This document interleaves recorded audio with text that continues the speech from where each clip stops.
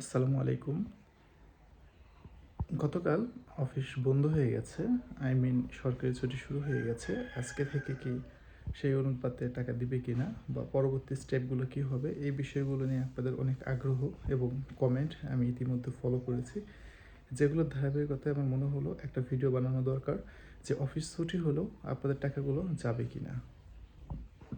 ইতিমধ্যে আমি অনেক পোল করেছিলাম ভিডিও সেকশনে, যে কারা কারা এখনও টাকা পাননি।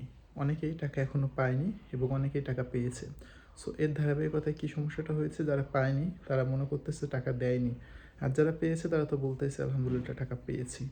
দুই ধরনের মানসিকতা এখানে কাজ করতেছে। তো অফিস যেহেতু ছুটি হয়ে গেল, তারপরেও টাকা আসবে। এর কারণ হলো এগুলো ইলেকট্রিক ফান্ড ট্রান্সফার, ইএফটির মাধ্যমে যায়। সো এখানে অফিসের কোনো কাজ নেই।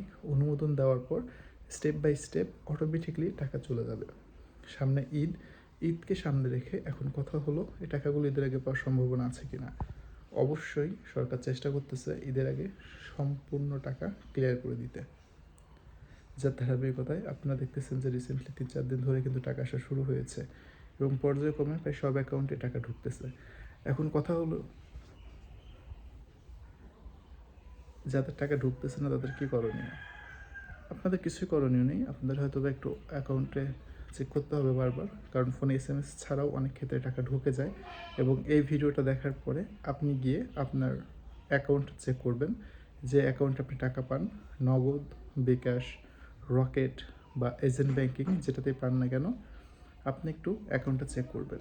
চেক করে আমাকে বলবেন যে আমি টাকা পাইনি বা পেয়েছি। অনেক সময় দেখবেন যে SMS ছাড়াও ফোনে টাকা ঢুকে, সো তাদের জন্যই মূলত বলা।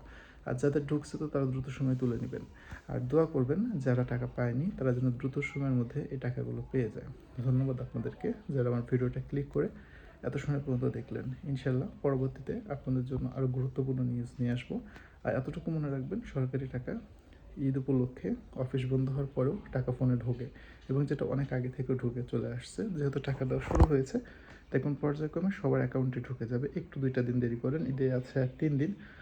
অনেকে হাউতাশ করতেছেন, অনেকেরই সব কষ্ট আসলে এই টাকাটার উপর উপেক্ষা করে অনেক কিছুই কেনার আপনাদের আক্ষেপ রয়েছে, যে টাকা দিয়ে কিনবো। সো এটার জন্য আপনাদের কেনা হচ্ছে না। আমি দোয়া করি যাতে আপনারা খুব শীঘ্রই টাকাগুলো পেয়ে যান। আর অবশ্যই কমেন্ট সেকশনে জানান যে আপনি টাকা পেয়েছেন কি না, বা কোন জেলা থেকে পেয়েছেন বা কোন জেলা থেকে পাননি। আপনার মতামতের উপর স্টে করে আমি অন্য কন্টেন্ট যারা কমেন্ট করতেছে তাদের বলতে পারবো যে জেলা থেকে টাকাগুলো দিয়েছে, যার প্রমাণ আমার কমেন্ট সেকশনে আছে। ধন্যবাদ সবাইকে। ইনশাআল্লাহ দেখা হবে পরবর্তী ভিডিওতে। সেই পর্যন্ত ভাতা বিষয়ে যদি কারো কোনো প্রশ্ন, মতামত, অভিযোগ জানানোর থাকে, so you can comment in my videos comment section. Thank you all of my audience to watching my video.